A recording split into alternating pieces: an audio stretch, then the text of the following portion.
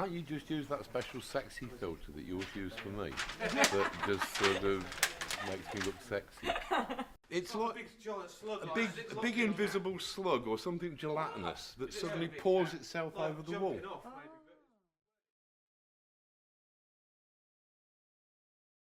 Mr. Moore, good evening. Good evening. I wonder if you could tell us how you feel about the third issue of Dodgem Logic.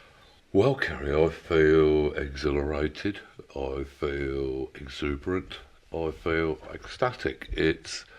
Frankly, it's almost like being in love. I mean, I smell blossom and the trees are bare. I hear voices and there's no one there. Although actually that has been happening for a few years now, so that's perhaps not to do with the magazine. But no, generally, I'm really pleased. I think it's terrific. Okay, so what's in this issue that you're obviously so pleased about? Well, I mean, for one thing, there's this marvellous cover, which sort of, I actually drew myself in pencil, and then Wallace Create actually coloured it. And I was a bit uncertain about that, because normally I do everything myself. As you may know, when I'm creating artwork by hand, I like to do a lot of licking. And so I wasn't sure whether that could be reproduced by digital technology. But then Alex at Wallace Create told me that there is actually on Photoshop, there is something called a lick tool. There's a little icon with a tongue, and that gets exactly the same effect. I think it's miraculous. But yeah, so the front cover I'm very, very pleased with. And the contents are even more astounding. We've got Steve Moore's Decadence article. We've got a marvellous article by Old Bill, a former Northampton policeman, who recounts his experiences upon joining the force in the 60s. We've got a rogue town planner. We've got this wonderful article on graffiti. There's just more meat in this. We've got Melinda providing the first part of a two-part article on San Francisco, where she's talking about the beat poets. We've got all the usual features, our guerrilla gardeners and Kevin O'Neill, Savage Pencil, our post-civilization expert Margaret Killjoy talking about a scavenger economy, Robin Ince doing a wonderful thing about the pointlessness of arguing with mouthy right-wing idiots, and Josie Long, back from exile, doing a lovely little piece about advice that she wished that she could have given to her 19-year-old self. So all in all, it's a fantastic issue. It's the best looking issue yet, and I think it's got the most solid content. So, really pleased with it. Cool. And after the CD in issue 1 and the free comic in issue 2, is there a giveaway in this issue? There certainly is. We've got Melinda Gebby has provided this wonderful, I probably won't be able to find it, but there's a wonderful transfer giveaway. It's an iron-on t-shirt transfer that shows a busty lady in a negligee, which is something that practically everybody wants upon their chests. So yes, we're continuing with our wonderful run of free gifts. Here it is.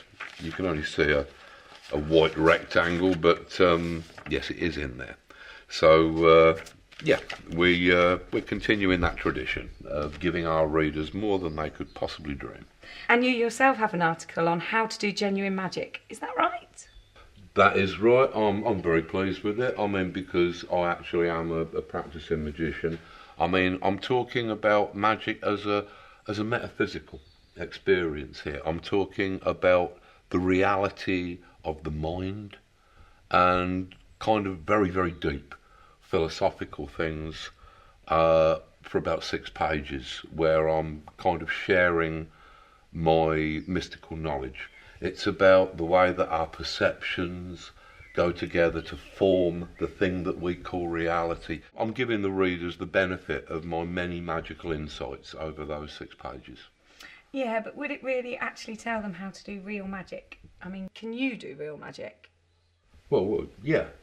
I mean, of course. I mean, it's sort of it's more metaphysical, but I mean, this is still real magic. I mean, it's just that you kind of, it's a matter of thinking of things. It's more stuff that happens inside your head. I mean, this is perhaps too metaphysical for you to understand, but sort of, it's not a kind of a physical thing, you know. It's much more subtle than that. But yes, I can do it. It's just that it's a more ephemeral, kind of ethereal kind of thing that we're talking about. Yeah, so you can't then?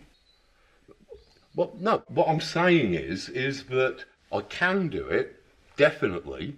It's just that, I mean, you have to be in the right mood. You can't just do it at the drop of a hat. But yes, I can definitely do like real magic. All right, so what about giving us a demonstration? Could you like blow something up with the power of your mind? Yeah, I bet I probably could. I bet I could. I mean, it'd have to be something small, because I mean, not that I haven't got a very, very powerful mind, but I mean, you can't just do this stuff at the drop of a hat. But I'm willing to give it a go. Yeah, I think that I probably could.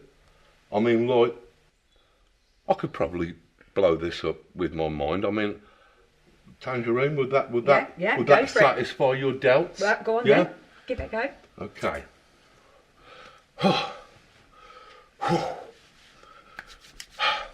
Right, okay.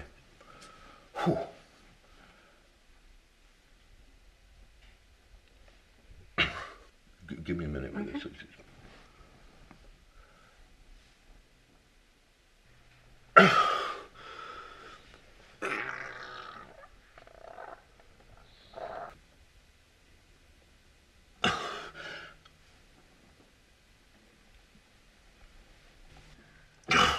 Well, there we have it. I think we've demonstrated conclusively. And more.